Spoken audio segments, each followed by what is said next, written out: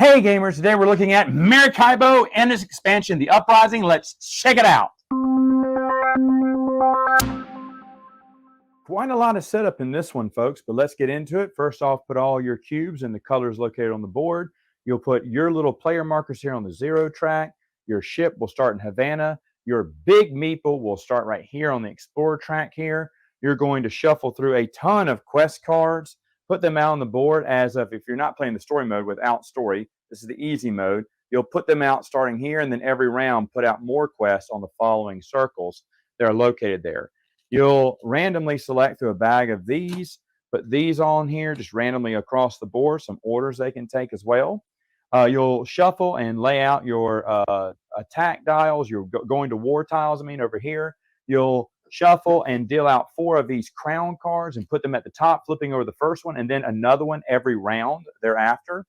Over on this side here, each person starts with 4 cards in their hand. It's actually going to be 5, and they're going to place one in one of their 3 reserve spots. First player starts with $8. Second player starts with $9, and so on and so forth. They just get $1 more. They're going to start with 2 workers here. They're going to start with one of these little cards. The backs look like this, a pointed admiral. But basically, you just shuffle them. Each give 1. They're all different. They're going to place 3 of their men on it, where when they achieve these results, they unlock them. These men can either go over into an area or just stay up on their board, but the ones on their board they can play with. They have a black cube here that starts at the 1 with their army starts. They're going to have here on the income tracks for victory points and money will be up here, each cube here. Of course, counting your victory points will be your score tracker there. You're going to have a little nifty neato player board. We're going to put these little round little brown tokens over these little yellow circle spaces here. These are various goods that you can deliver, and when you deliver some, you will unlock either certain bonus actions you can do or bonus responses in here. All of this is located on everyone's little player aid, which is really cool here, which talks to you about the turn structure, how combat works, and of course, what's something I did not see the first time I played, a nice little cheat sheet of what all the emblems mean on the cards and whatnot, which really, really helps. All right. First, and then you're going to shuffle this deck out here of these little navigator deck cards and deal out 4 up here. You're going to have a supply of these little tokens that you can get later. And then finally, after all of that, you're going to stack up your little quest tokens. These quest tokens are going to be in 2 stacks over here. And then finally, you are able to play the game. And the game is very simple. In fact, it tells you right here, you're going to move your ship 1 to 7 spaces. No penalty for landing on the same space as another player or going through another player. All ships can be on 1 space if they so wanted. But whenever you go, you have a few actions you can do. For example, I can go to one of these little cities or over these little ports here, and I can make a delivery. And I'm delivering tobacco, sugar, corn, whatever it is. What is that? Well, on my cards, your cards serve 3 purposes here, which I really love. 1 for completing quests, which is what these bottom icons are here. The top card is completing shipments of different goods. And then the third one, of course, is paying the card and getting the little bonus that stayed afterwards. And it even tells you what each card means at the bottom, which is fairly simple. So if I wanted to pay a tobacco there, I just get rid of one of my tobacco cards, discard it from my hand, take any one of my little brown circles here, and then place it over in this area showing that I've taken this. Now, sometimes, let's say if I went down here, if I'm the first person to take this, then no one else can take that. They can't make that delivery. They can take the action over to the right, but they cannot make another delivery there once that one's done. Now, at the end of the round, these will be cleared off, but at first, everyone can do that. And then you'll do the action here. This one says, hey, gain a man. So I'd gain another man on my player board. And then it would say, hey, do one of the village actions. Now, village actions are a little different here. If you look here, it kind of tells you what each one of the village actions are. And what does this AA, AAA mean? It means you get to do 2 actions if you move 4 or more movements that round. So if I went on my next turn, 1, 2, 3, 4, and ended up in this little village here.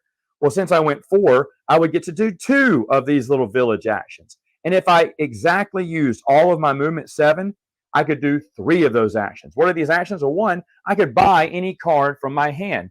And as you see, I have some in reserve, and this is a free action to put them in reserve. But once you put them in reserve, you cannot take them out of there. You must buy them or they'll just sit there. So I could either buy this one or buy one of them in my hand. I have to pay the coin value. Sometimes I have to pay the cost, the men there. Or this one just says, hey, place them in on the number 10 or number 9. So in that case, it had to be one of the men I got. I'd place this one. Let's say I got this guy here, okay? So I'd place him on the 10. So he'd go on the 10. Now that's going to come in handy because if ever I stop there and visit him, as you see, one of my village actions could be to activate my assistant. Now, if I pass my assistant up, I can just get 2 victory points. But if I land on him, one of my village actions can be take his thing, which would give me 3 victory points and another move 1 to 3 spaces. In this case, also by playing a card, you would also garner the victory points immediately, and sometimes you would get income. For instance, this is an income. If it's in green, it's income. So that's an income of 4 victory points. So I'd actually move my marker up 4. That means from here on out, every round, at every end of round, I'll be getting 4 victory points. Now, of course, I can probably add more as time goes on. I don't have any here, but no, here's some. If I have certain emblems on my board, as you see, some people like this guy, he gave me this axe and saw. So I would grab that emblem, put it in my player board, and you can only have 1 of these. So I think I had another card that gave me that too. Yeah. Would I take 2 tiles? No, you just need to take 1, because then these can put some synergy with other cards. And so next time, if I played this one, or let's say I already had this one played, the moment I receive this, then I automatically gain 3 more income, 3 more victory point income. So I go at 1, 2, 3. So now I'm getting 7 points every round. Okay, and then maybe later on I got the anchor, and I move up and I get 10 points every round. Now there is something about this victory point counter. The money, I've never seen anyone get this far. Okay, but down here, if you do get the 20 points per income, at that point you have to score it immediately, get those 20 points per how many rounds there are. So for instance, this game goes 4 rounds. If it was the 3rd round, I'd get 40 points for rounds 3 and 4 and then move back to the beginning. If it was just round 4, which usually is where it happens, you score those 20 points immediately and then move back again to see if you can move up that track again. So that's what that score track is. And of course, the money track's the same way too, as you see here. If everyone starts with a basic income of 8 money, they'll get it at the end of each round, but this one increases my income up 2. And then if I had that anchor there, I'd increase it up another 4. So there I'm making even more money per round. So that's kind of ways you can build up your income, either victory points or money, is through these cards. Also, taking various actions. While you place men in those areas, they can give you actions on the board. And the iconography is very simple after a while. Now, I should say, if ever you buy a man or play a man for resources or capture a quest tile, quest tiles are things like this. They have 2 maps on them. And so I have to find 2 maps, which I don't. Oh, there's 1 map there, and there's not another one. So maybe one had needed 2 of these little green symbols here, and I could pay it and then take the action if those were green symbols, and then take the reward. And again, everything's kind of self-explanatory how it works. And there's several different quest tiles you'll be taking out during the round. When you complete a quest, remember, that is one of the village actions you can take. If you're landing on a village with a quest, you have to be on a village with a quest. And I also forgot, you should also be putting out 3. Look at that right there as well. Okay, because as you're traveling through here, you can maybe complete some quests. But anyway, that is also one of the village actions you can do. And again, very simple there. Now, other actions you can do besides buying, you can just get 1 coin. And if you had 3 times to do, you could get 3 coins. You can do the same action twice. Or this one, you could just discard all the cards in your hand and receive $2. This is a lot of pump and dump here, because not only are you trying to, clear the cards out of your reserve, but sometimes you're just looking for specific symbols and you maybe don't have anything that matches right now, or you just don't want anything. You can just pump them and try to get different cards the next time. Because at the end of your round, as a free action, you may always reserve cards. You may always take advantages here, which I'll talk about on this card here. But you always fill it back up your hand. And to do that, to grab any one of these cards would cost you 1 coin. However, if you draw blind from the top of the deck, it's free. And that's what you're going to do in this game a lot, because money is super tight. But anyway, those are the actions that you can take in villages. Now, how combat works, if I was to come down here and do some combat, I could make a delivery if there's deliveries available, sugar deliveries. I could discard a card, but I could also do some combat, because I can do both of them. And how combat works is you would take one of the combat cards and you look at it. And depending on who you want to fight for, England, Spain, France, whoever, it would give you certain strength and sometimes money, sometimes victory points. What the top card means, toward the end of the game, this will come in handy. This top card says, hey, whoever's in 3rd place out of these 3 nations. So for instance, let's say, white had 2 out, red had 1 out, and blue had none out. Well, blue is the third place. They would get a +3. So it'd be 6. I have a strength of 6 in the victory point if I fought for France or whoever that is. But anyway, that's what that means. Now, if it's a tie, if it's ever a tie, you just ignore this. So a lot of times you're going to be ignoring this. But I get to choose who I want to fight for. So let's say I want to fight for Spain. So I got 4. So if I look on my little player board here, it says, hey, for 4, I could get 1 influence in any one of these countries here. And you would just move your marker up any country you'd want to.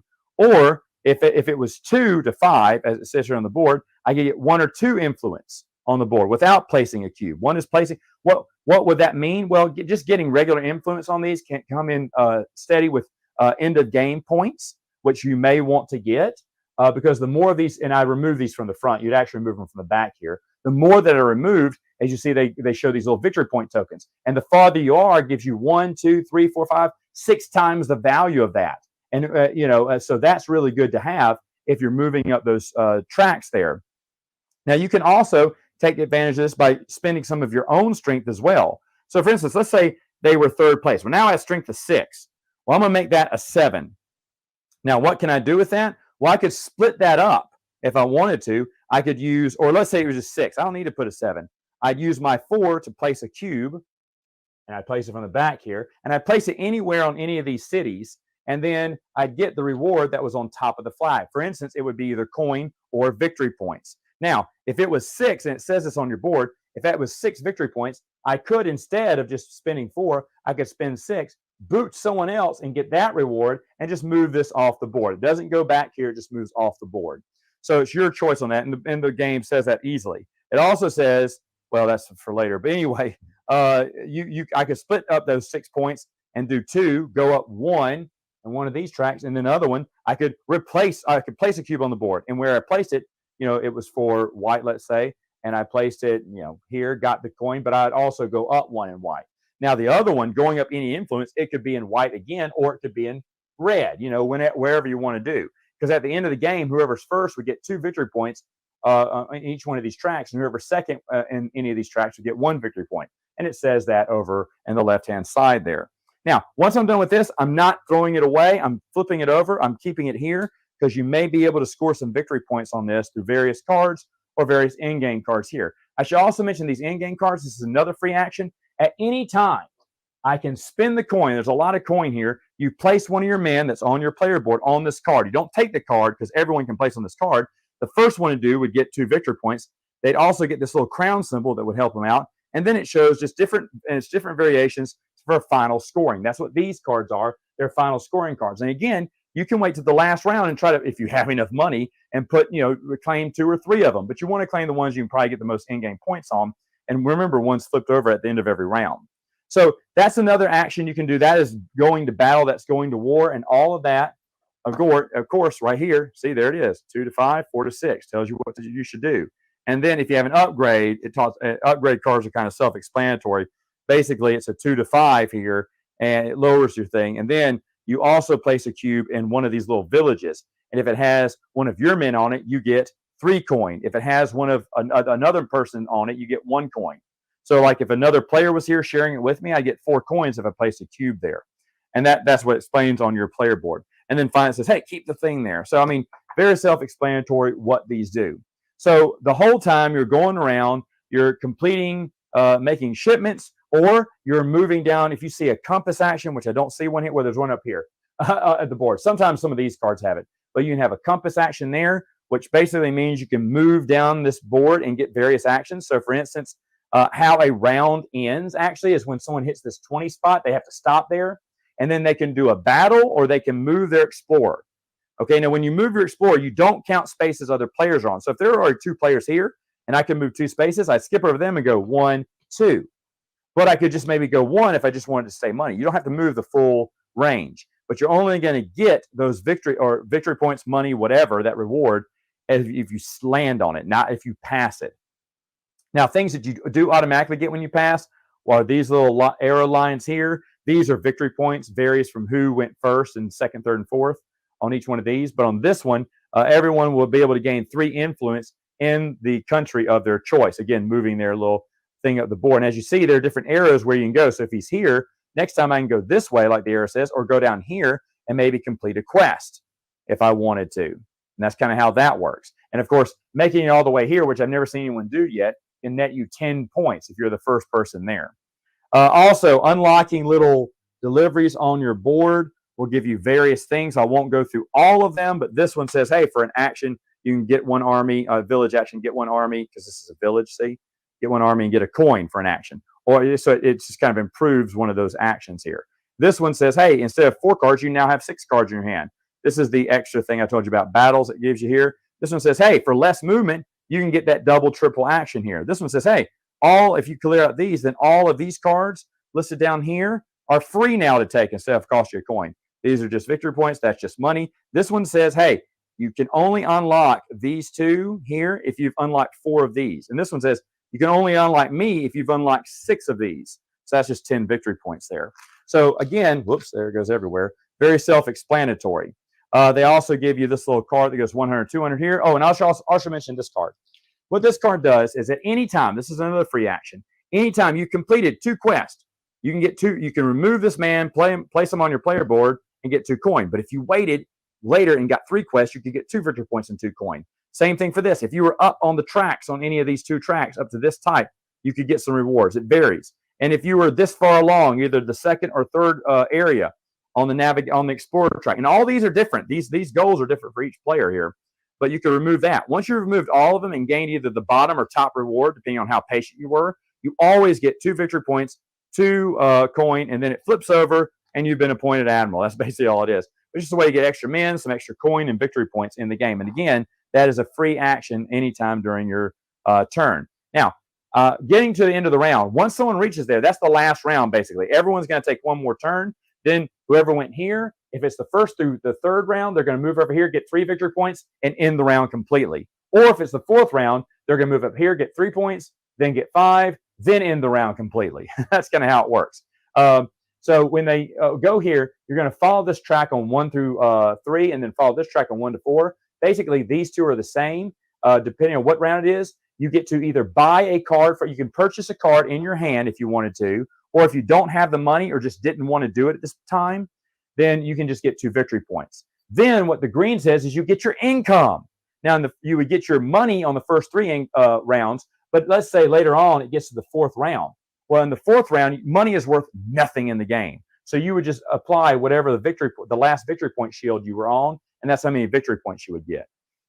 Same thing, you'd always apply where you're at on this income of victory points as well, and apply both of those here. Then you would remove all the little brown discs, so all the little completed places would go off. So you could take this one off, and then now there's more orders available again this round.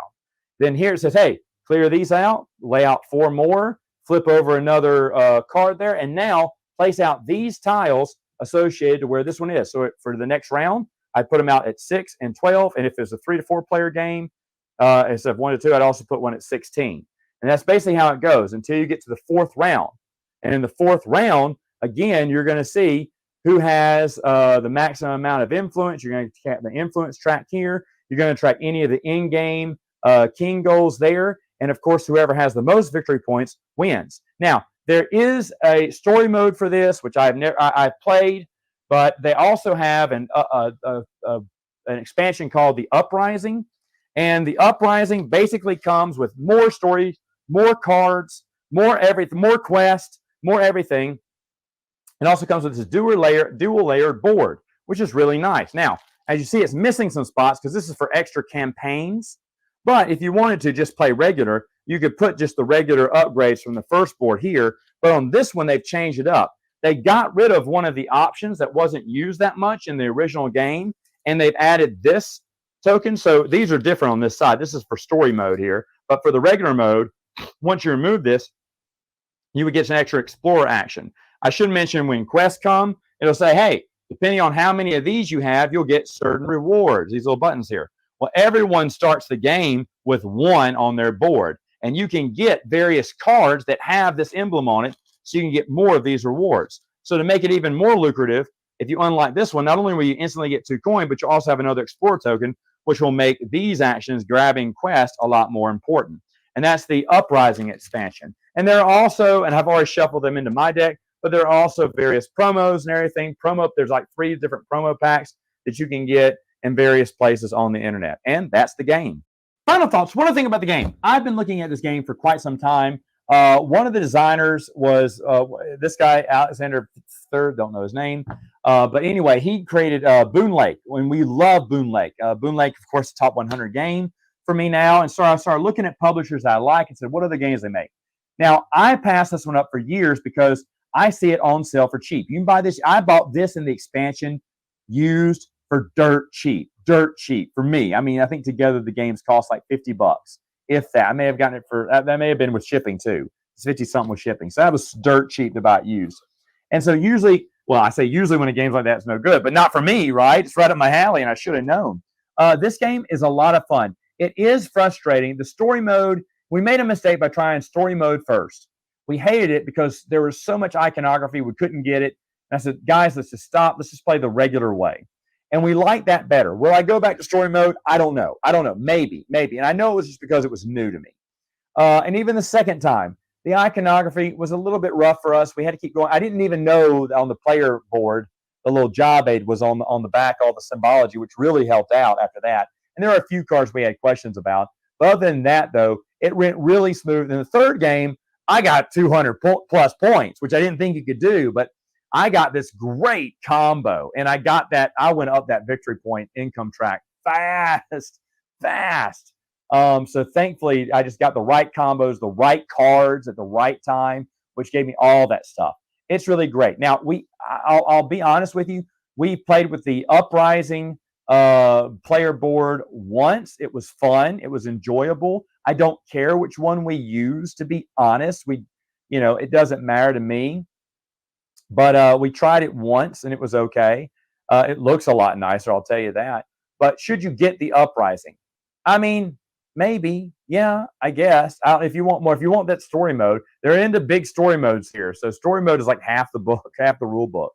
And I don't think I'll ever play story mode. But for what it is, I do enjoy it.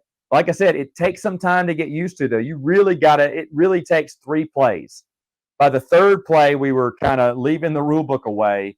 I mean, you want to pour gasoline over this thing the first time you play it because it's just so confusing. But then it gets easier and easier. And I guess since Boon Lake came after this, he kind of streamlined the iconography and made it a little bit more simpler to understand. But I do enjoy this. This is a really good game, pirate thing game in a way that I have enjoyed, and it is staying in my collection for now. All right, gamers, that's it for today. Until next time, you know what to do. Game on!